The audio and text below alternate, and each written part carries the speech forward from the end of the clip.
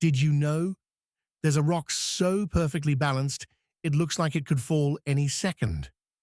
In Arches National Park, Utah, a giant rock called Balancing Rock stands tall, a massive boulder delicately perched on a thin stone pedestal.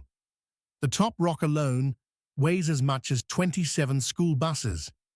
Despite looking fragile, Balancing Rock has survived thousands of years of wind, rain, and erosion.